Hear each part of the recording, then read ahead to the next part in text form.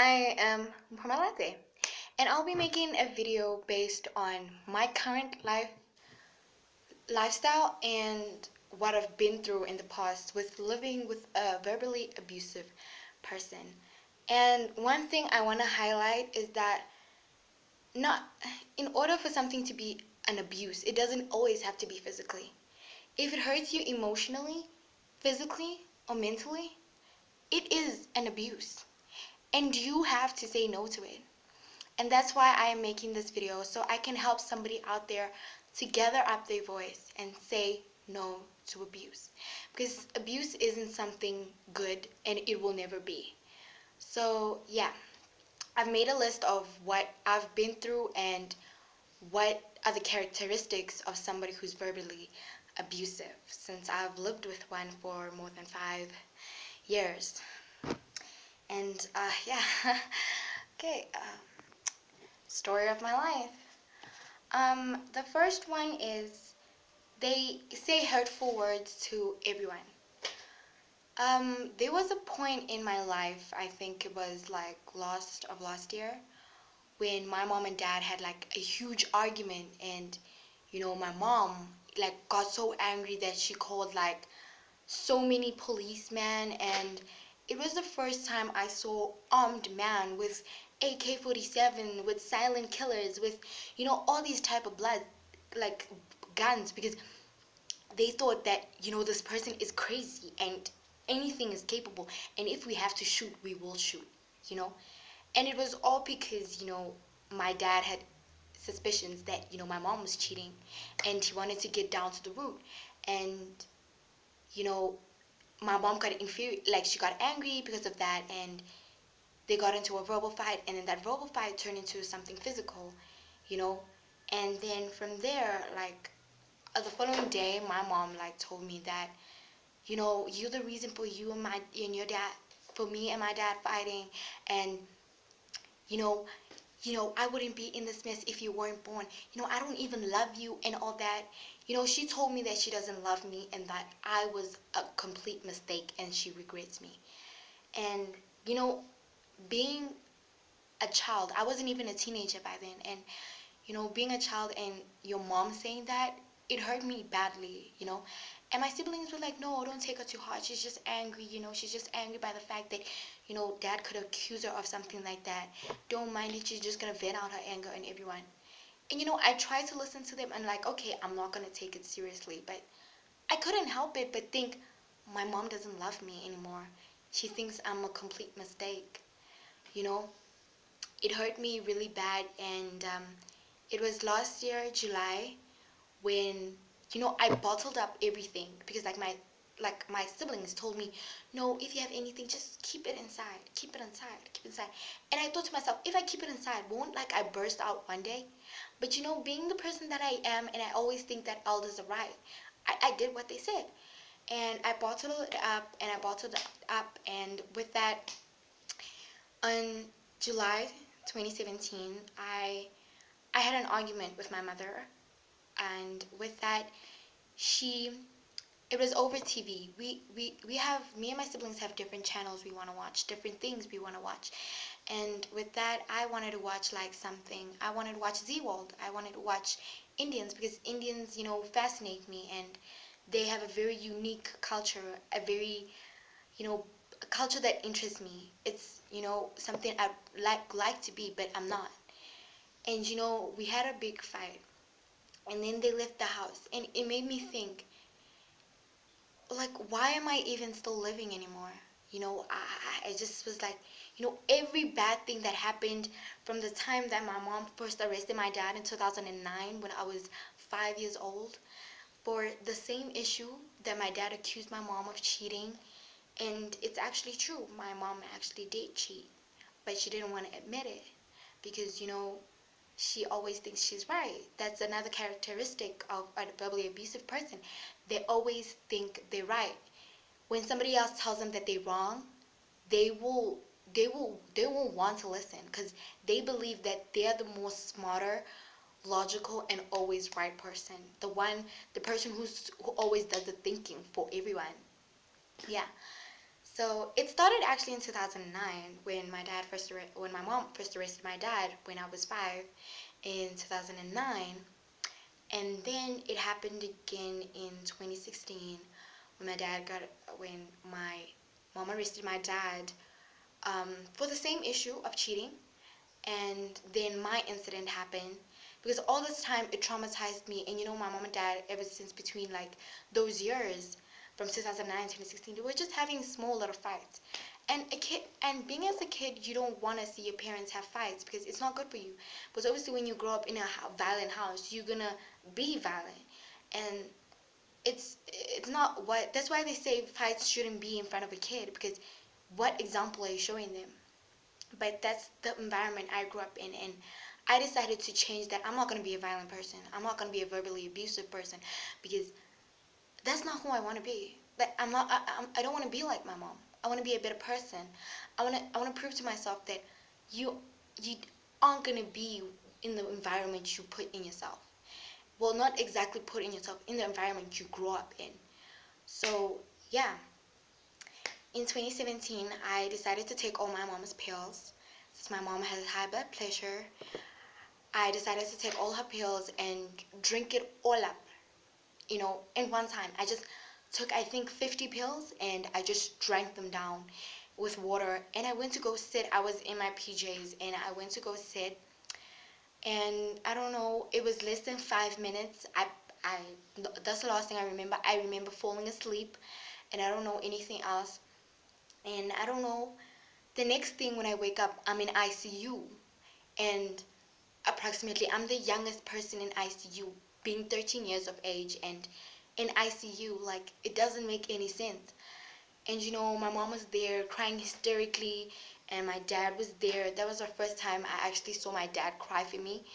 And you know my family was there asking me, the nurses had already predicted that I tried to commit suicide, because my system had an overdose of pills, foreign pills. Like, it was all different kind of pills, and they already concluded that, okay, she was trying to commit suicide.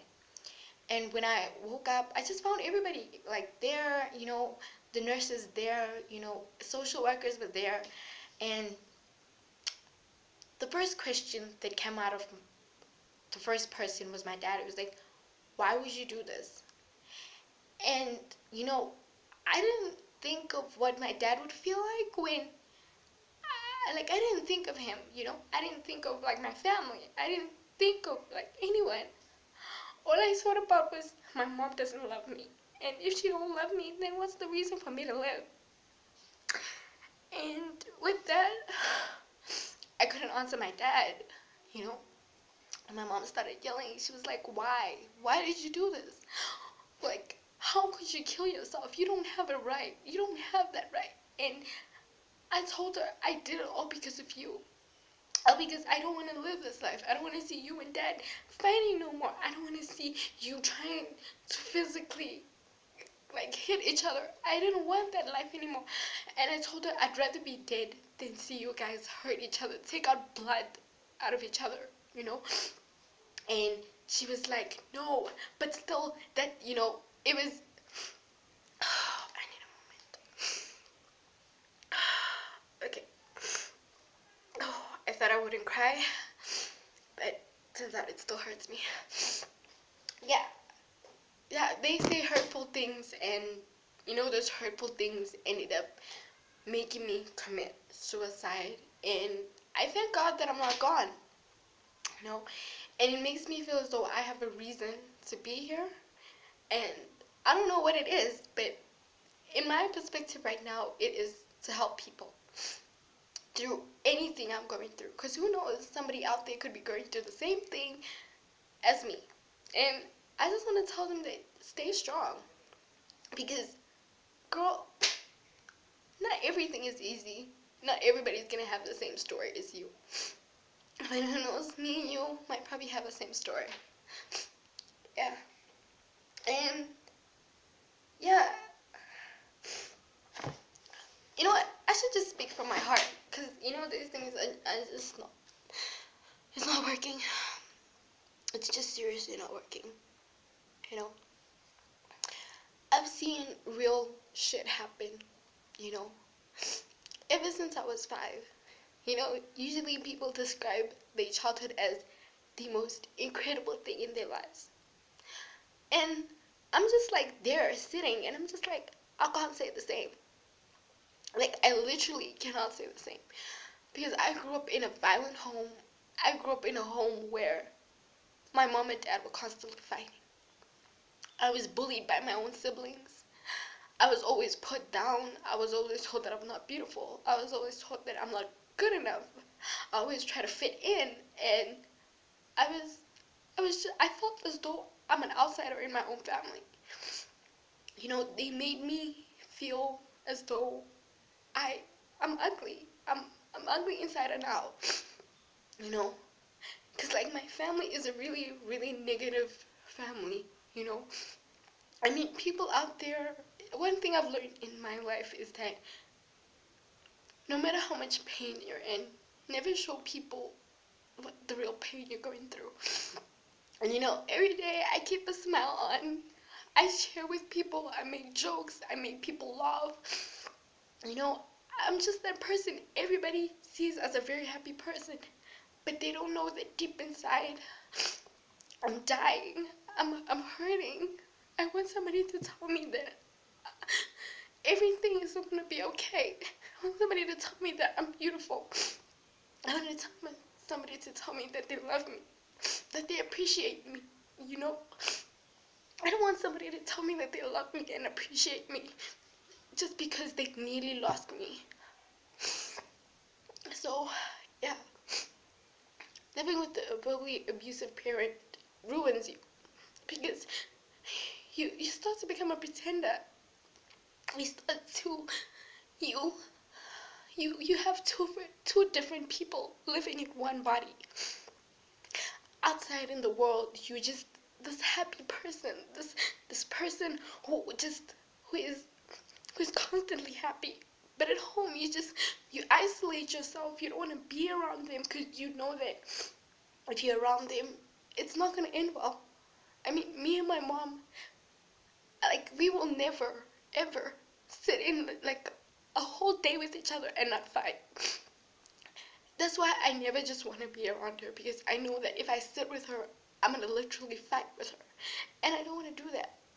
Like, I literally don't.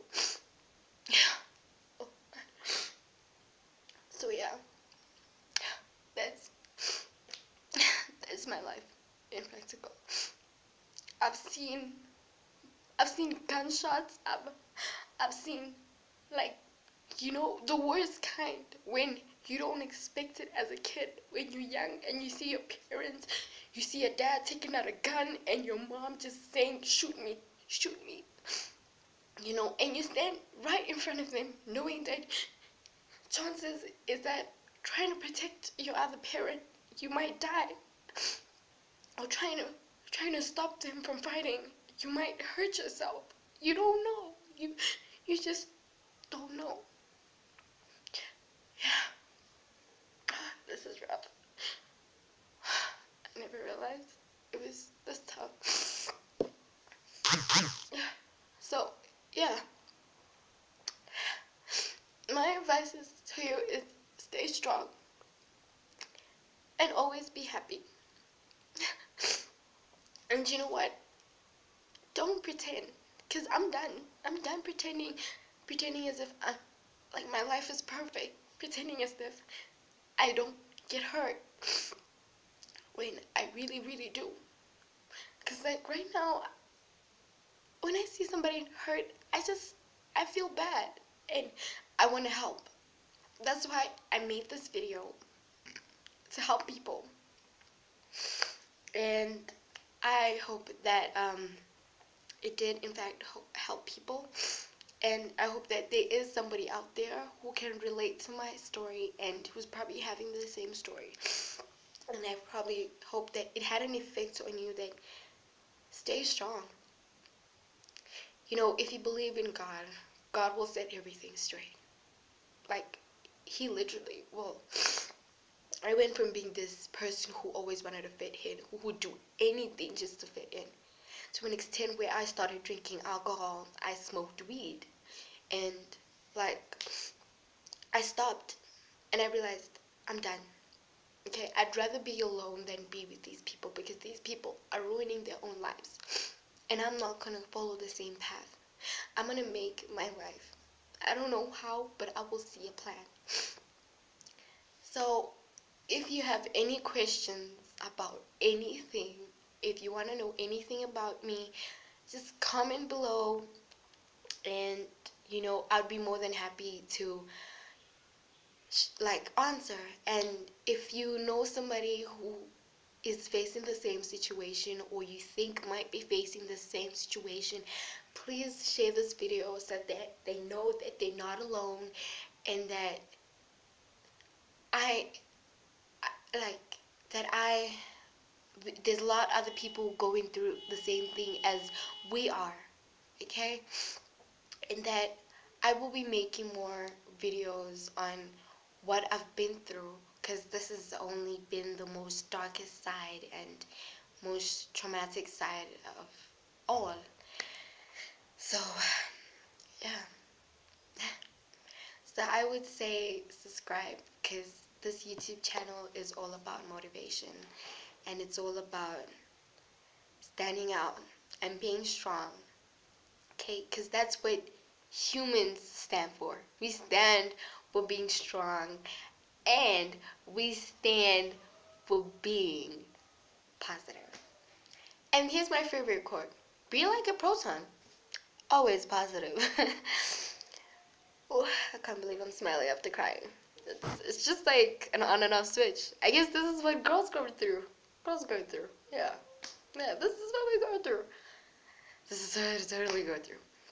So yeah, please like, subscribe, comment below, please, please, please, please, please, because I want to know what you thought, and I want to help you guys, and I'm in my way to discovering who I really, really, really am. So please help me. Please help me. Okay, even though this video is like so long.